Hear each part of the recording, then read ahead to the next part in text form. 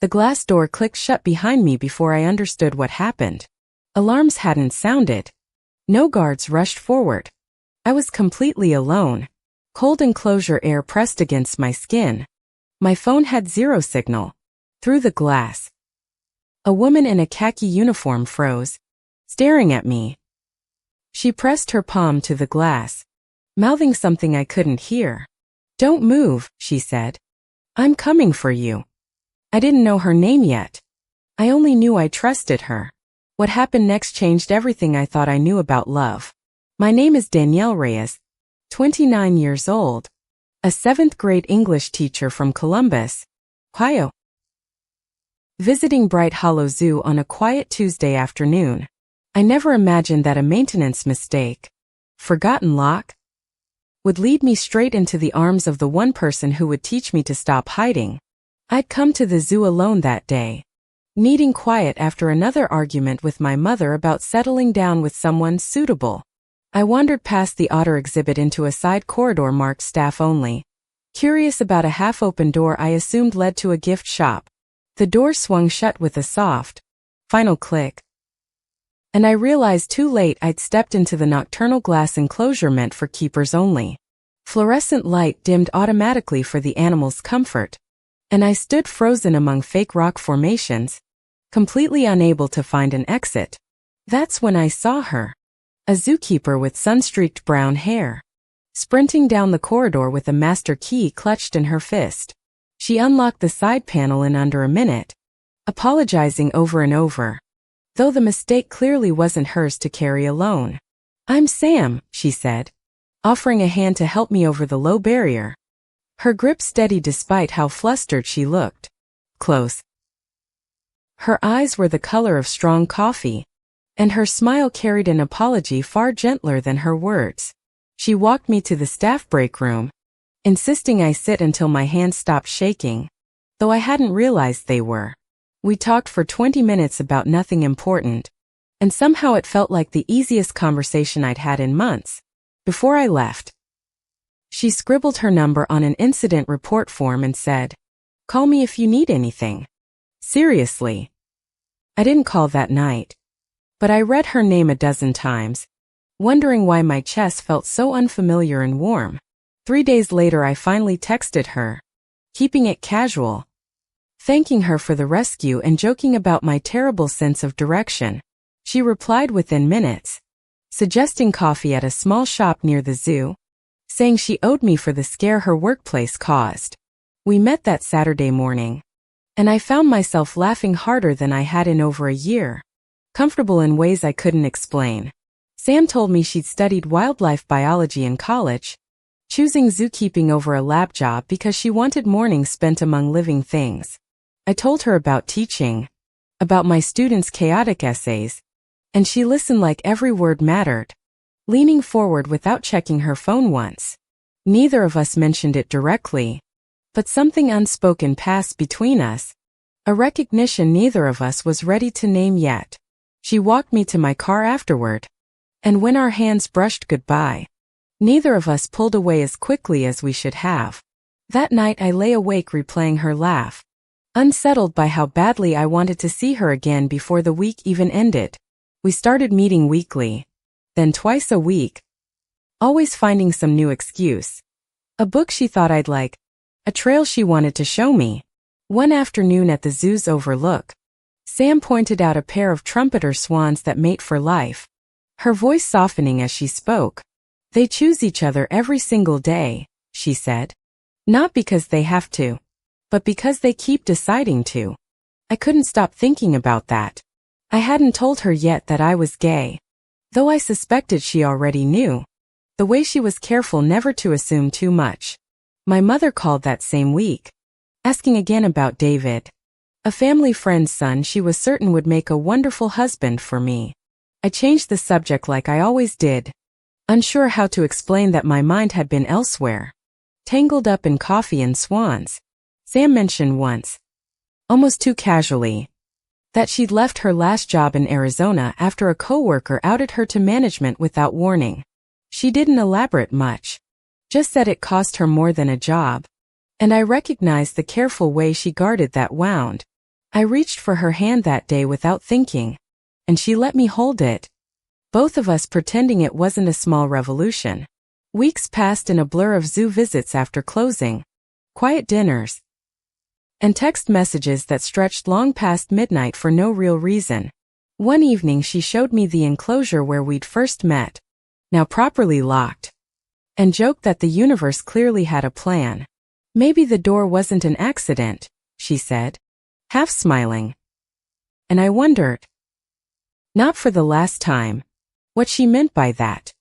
I later learned her coworker Priya had left the side door unlatched on purpose, hoping Sam would finally meet someone worth the risk. Priya never admitted it outright, but her knowing smirk whenever Sam and I appeared together told me everything I needed to understand. Under a string of cafe lights one October night, I finally told Sam the truth. I was gay, and I was falling for her. She didn't flinch or celebrate loudly. She simply took my hand across the table and said, "I've been waiting for you to say that."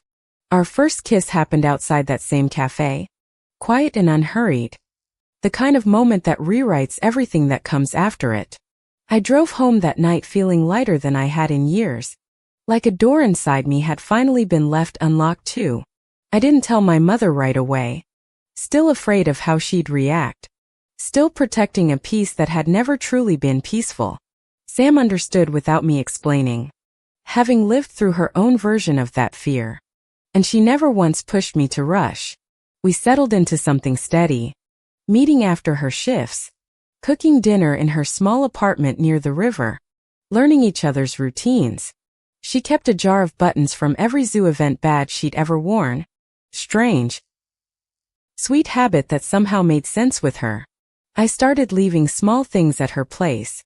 A phone charger, a toothbrush, a paperback novel she said she'd read when she had time. My best friend Jenna noticed the change in me first, teasing that I smiled at my phone the way people smile at good news. I told Jenna everything over wine one night, and she hugged me so hard I nearly spilled the glass across her kitchen floor. "About time," she said. "You've been half here for years. Danny. I'm glad someone finally gets the rest of you." Her words stayed with me. Sam introduced me to her sister Ron, visiting from Seattle, who studied me carefully before declaring me acceptable, with an approving nod. I liked Ron immediately, though something about the resemblance between the sisters made me do a double take more than once that evening. Winter arrived, and Sam took me to see the zoo's snow leopard exhibit at dawn before her shift, breath fogging in the cold air. She told me that snow leopards mate for life too, then caught herself, laughing at how often animal facts became love confessions lately. I started imagining a future I hadn't let myself imagine before. Holidays together, a shared apartment, a life built in the open. But every time that thought surfaced, my mother's voice followed close behind, reminding me what acceptable was supposed to look like in our family. Sam asked me once, gently, if I planned to ever tell my parents, and I gave her the only honest answer I had. Not yet. She said she understood, though something in her eyes suggested the answer cost her more reassurance than she let on that night. My brother Kyle visited Columbus that month, and I nearly introduced Sam as my friend, the word feeling wrong the moment it left my mouth. Kyle noticed how I looked at her across the dinner table, though he said nothing, just squeezed my shoulder before he left that evening. I asked him later if he suspected anything, and he simply said, "I've known you your whole life, Danny. I just wanted you to tell me." That conversation cracked something open in me, a small hope that maybe my family wasn't the wall I'd always imagined it to be. Sam and I marked 6 months together with a quiet dinner at the restaurant where we'd had our first real coffee date. She gave me a small enamel pin shaped like a swan, and I laughed until I cried, telling her she'd ruined bird metaphors forever. "Good," she said. "Now every time you see a swan, you'll think of me." She wasn't wrong, I still do. Even now. For the first time in years, I felt like my life belonged to me, built from choices instead of obligations. I should have known it wouldn't last easily. My mother called in early spring, insisting I attend a family dinner where, unbeknownst to me, she had also invited David and his parents. I arrived to find the table set for a courtship I never agreed to, my mother beaming as though she'd solved my life for me. I excused myself to the kitchen, hands trembling, texting Sam that I couldn't make our movie plans, ashamed of how easily I still hid. David turned out kind enough, but every polite question he asked felt like a wall closing in around a version of me that didn't exist. Driving home that night, I cried harder than I had in months, furious at myself for letting silence speak louder than the truth. Sam noticed the strain in my voice over the phone and asked directly, "Are you ashamed of me? Or are you ashamed of you?" I didn't have a good answer that night, and the silence between us stretched longer than either of us wanted it to. We didn't speak for 2 days, the longest gap since we'd met. Both of us bruised by a fight neither of us started on purpose. Meanwhile, a new zoo director named Patricia Voss arrived at Bright Hollow, tightening the staff conduct policy under the banner of professionalism. Sam mentioned offhand that Patricia had questioned her about appropriate visitor relationships, clearly having heard rumors about the day we first met. I felt sick with guilt, realizing my careless wandering into a staff-only area might now cost Sam the career she'd built for years.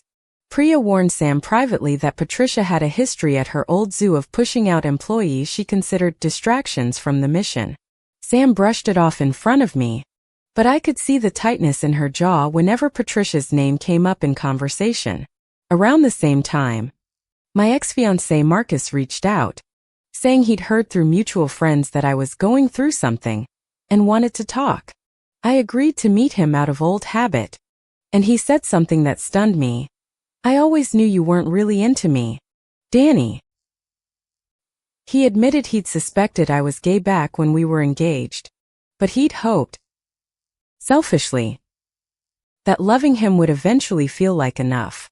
His honesty should have felt like closure, but it only reminded me how many people had quietly known a truth I hadn't spoken aloud. I told Sam about the conversation with Marcus, and instead of comfort, it triggered a harder question. "Then why is your family still in the dark?" We argued that night. Really argued. About timing and fear and how long she was supposed to wait in the shadows of my hesitation. "I'm not ashamed of you," I said, voice breaking. "I'm terrified of losing my mother the way I lost my father's approval years ago." Sam softened at that, but the fear between us didn't disappear. It just settled into something quieter, harder to name, and harder to fix. A week later, Ren visited again, and Sam asked her to join us for dinner, hoping some family warmth might ease the tension we carried. My mother, coincidentally shopping nearby, spotted us through the restaurant window and saw Sam's hand resting briefly on Ren's shoulder in greeting. She misread the moment entirely, assuming Sam was involved with 2 women at once, and stormed off before I even noticed her outside. My mother called that night, voice sharp with judgment, saying she'd seen everything and demanding to know what kind of life I was living. I tried to explain that Ren was Sam's sister, but my mother, already spiraling, accused me of lying to protect someone unworthy of trust. The misunderstanding cracked something fragile in our family, and for the first time, my mother said the word shameful directly to my face.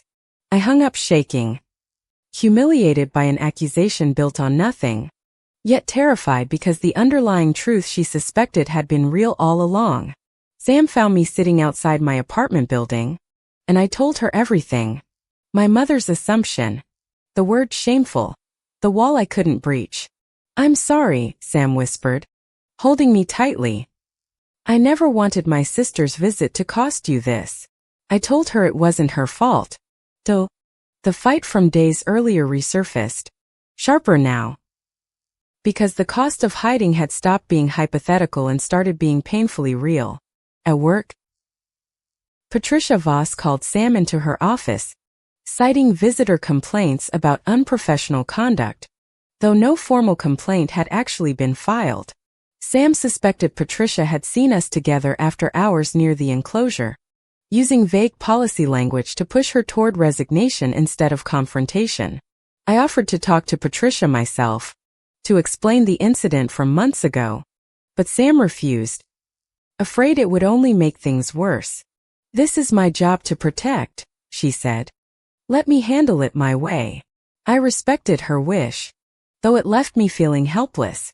Days later, Priya quietly warned Sam that Patricia had scheduled a formal review, the kind that often ended in termination for policy violations. Sam grew distant that week, staying later at work, answering texts slower, carrying a weight she refused to fully share with me anymore. I started to wonder if the stress of our relationship, layered on top of her career risk, was becoming more burden than support for her. One night she said quietly, "Maybe we moved too fast," and something in my chest went cold. Hearing doubt in a voice that once felt sure, I didn't argue with her that night. I just went home and sat in the dark, wondering if love was always this fragile under pressure. My mother, still furious over the misunderstanding, invited David's family over again, clearly hoping distance from Sam would push me back toward normal. I attended out of exhaustion more than obligation, sitting through another dinner where I said almost nothing, my mind entirely at Bright Hollow Zoo. David pulled me aside afterward, kinder than I expected, and said, "You don't look at me the way you look at your phone lately." I laughed despite myself, and he added, "Whoever they are, I hope you fight for it. You deserve to stop performing happiness for other people." His words lingered longer than I expected, a strange kindness from someone I'd unfairly used as a shield against my mother's expectations. That night I texted Sam, asking if we could talk properly, not through rushed messages between her shifts and my growing family pressure. She agreed to meet at the Swan Overlook, the same spot where she'd once told me they choose each other every single day. Standing there, she admitted Patricia's review had rattled her deeply, reviving old fear from Arizona, the job and reputation she'd lost once already.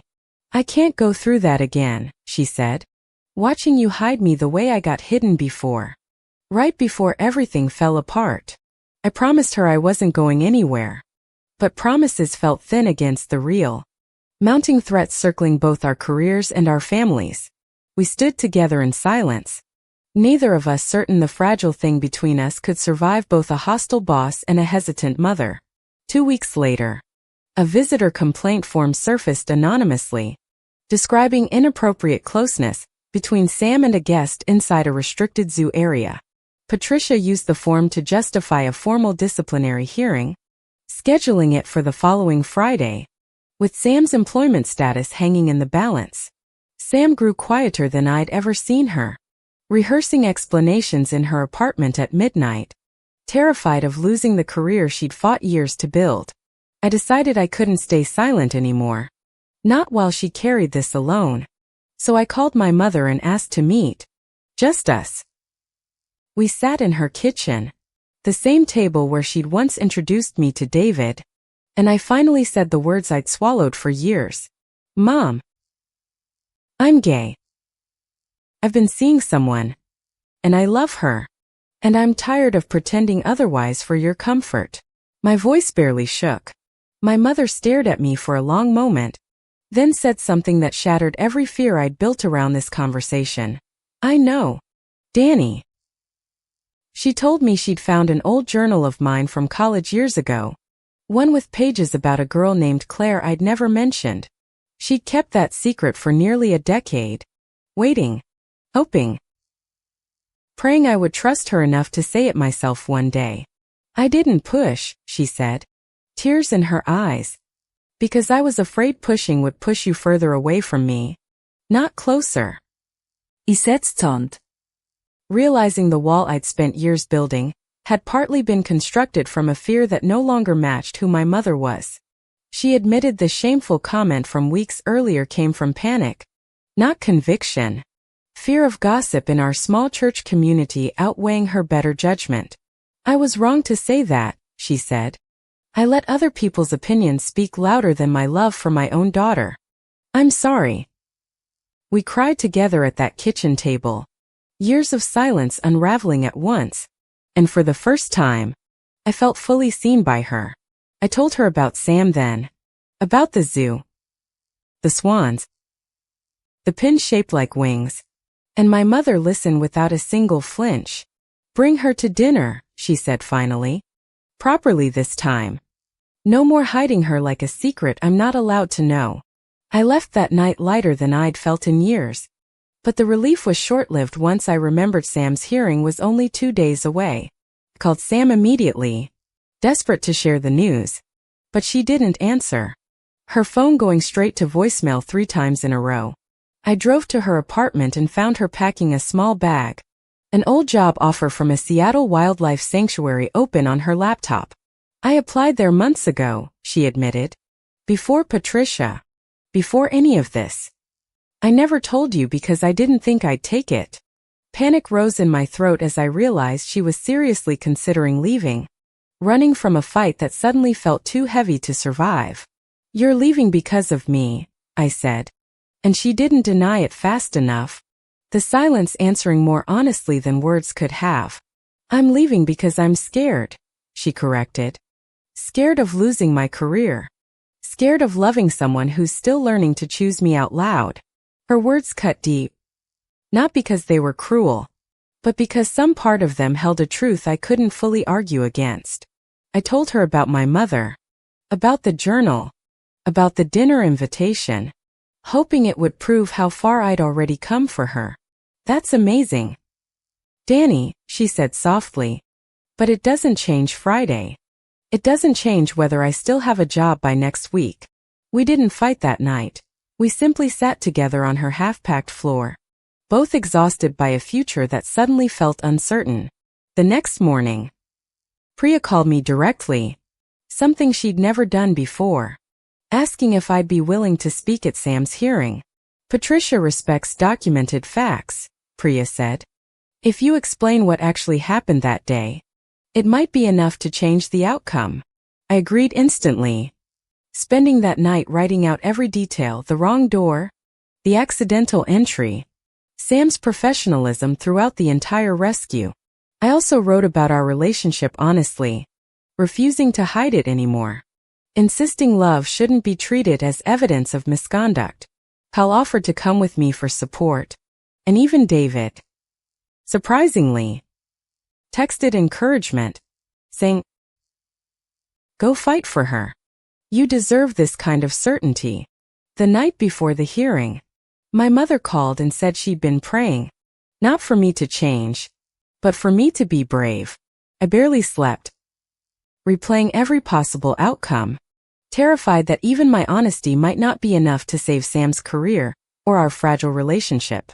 Friday morning arrived gray and quiet. The zoo eerily empty before opening hours as staff gathered in the administrative building for the hearing. Patricia sat at the head of the table, unreadable, flipping through the anonymous complaint alongside notes from Sam's personnel file.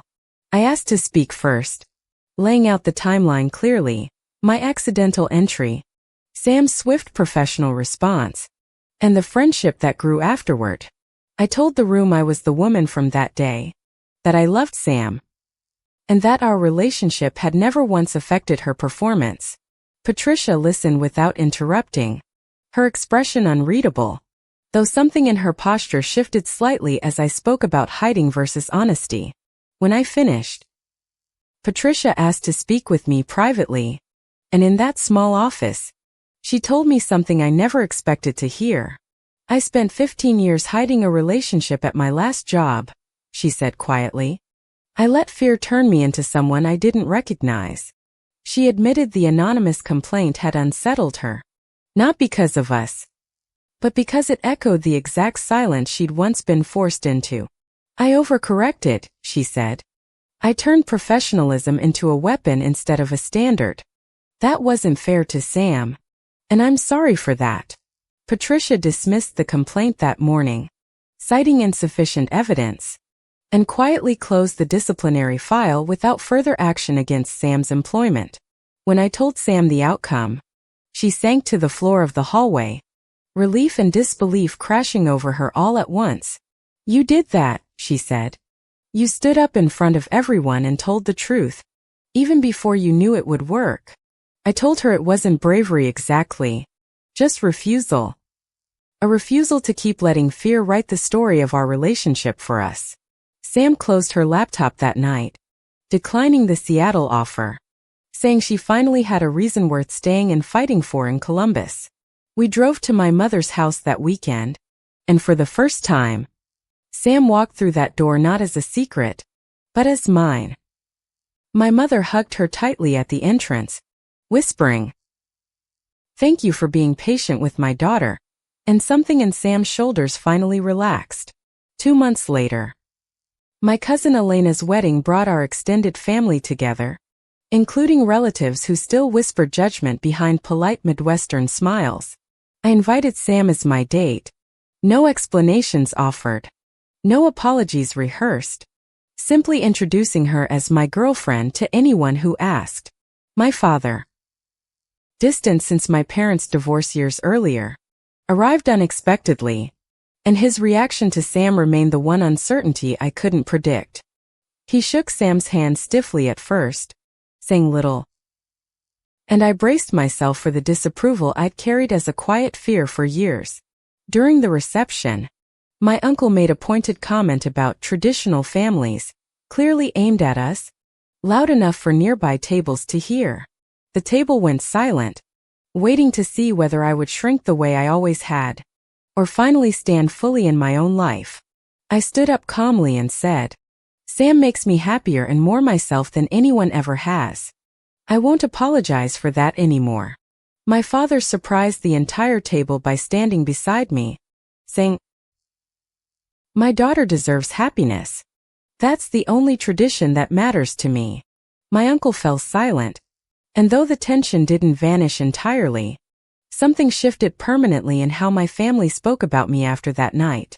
My mother squeezed my hand under the table, pride shining through tears she didn't bother hiding from anyone seated near us. Later that night, Sam and I stepped outside for air, and she admitted she'd been terrified the whole reception that I'd regret bringing her. "I've never regretted you," I said. "Not once. Not even in the moments I was too scared to say it out loud." She pulled a small velvet box from her jacket pocket, hands trembling slightly, and I felt my heart stop before she even opened it. It wasn't a ring, but a key, engraved with the outline of a swan, matching the pin she'd given me over a year earlier. "Move in with me," she said.